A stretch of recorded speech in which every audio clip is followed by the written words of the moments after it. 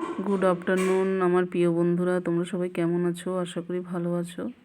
তো আমি আজকে তোমাদের সাথে বোয়াল মাছের রেসিপি শেয়ার করব। তো আমি তো অন্যান্য সময় রিল ভিডিও বানাই, তো আজকে ইচ্ছে হলো তোমাদের সাথে এটা শেয়ার করি। তো চলো কিভাবে এটাকে রান্না করি তোমাদেরকে দেখাবো।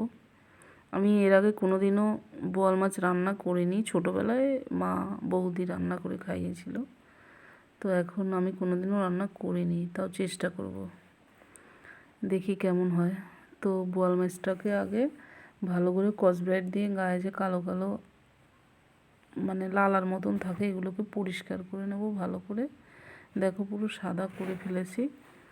তো এটাকে এবার কেটে কুটে ভালো করে ধুয়ে নেব। তো ধুয়ে নিয়ে নুন হলুদ একটু তেল মাখিয়ে নিয়েছি।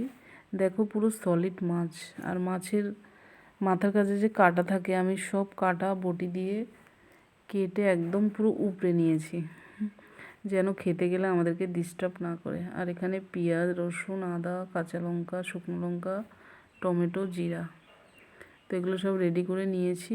টমেটো আর পেঁয়াজ বাদ দিয়ে সব কিছু পেস্ট করে নেব। এদিকে কড়াই বসিয়ে দিয়েছি, দিয়ে এক এক করে মাছগুলোকে ভেজে নেব। এই মাছটা খুব ফোটে, তো আমি কড়াইতে দিয়েই আমি অনেকটা দূরে চলে গিয়েছি। তো ভালো করে দু খোলা এটাকে ভেজে নেব। তো ভাজা দেখো পুরো কমপ্লিট হয়ে গেছে। এবার আলুটা কেটে রেখেছিলাম, সেটা তোমাদের দেখাতে পারলাম না, ভুলে গেছি ক্যামেরা করতে। তো আলুটাকে এক্সট্রা করে আগে নুন হলুদ দিয়ে লাল লাল করে ভেজে নেব। ভাজা হয়ে গেছে, এবার নামিয়ে নেব। ওই তেলের মধ্যে জিরে ফোড়ন গরম মশলা দুটো এলাচ দারচিনি লবঙ্গ দিয়ে পেঁয়াজ টমেটো এবং মশলা বাটাটা সব ঢেলে ভালো করে কষিয়ে নেব। একটু নুন দিয়ে দেব, তারপরে একটুখানি হলুদ দিয়ে দেব। আর এক সাইডে গরম জল বসানো আছে।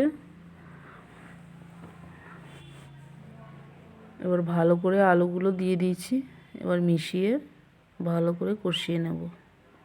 কষিয়ে এবার গরম জলটা ঢেলে দেব।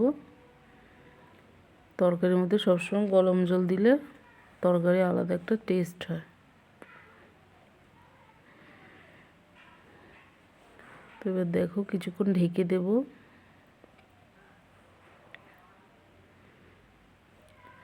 গরম জল দেওয়ার সাথে সাথেই তরকারি কেমন ফুটে উঠেছে।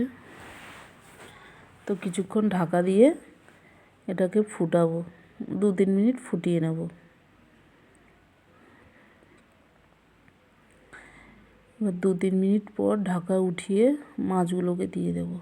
তো দেখো আরও কিছুক্ষণ ফুটিয়ে নিয়েছি, নেওয়ার পর নামানোর আগে একটু চিনি দিয়ে দেব। তো এই যে আমার তরকারি পুরো রেডি। তো কত সুন্দর হয়েছে। তো তোমাদের ভালো লাগলে কমেন্টে জানিও, আর লাইক কমেন্ট শেয়ার করে দিও। আমার সঙ্গে থাকার জন্য তোমাদের সবাইকে ধন্যবাদ। সবাই অনেক ভালো থেকো। আর যদি আরও অন্য কোনো রেসিপি দেখতে চাও আমাকে কমেন্টে জানিও। সবাইকে বাই। দেখো কত সুন্দর হয়েছে, দেখেই খেতে ইচ্ছে করছে।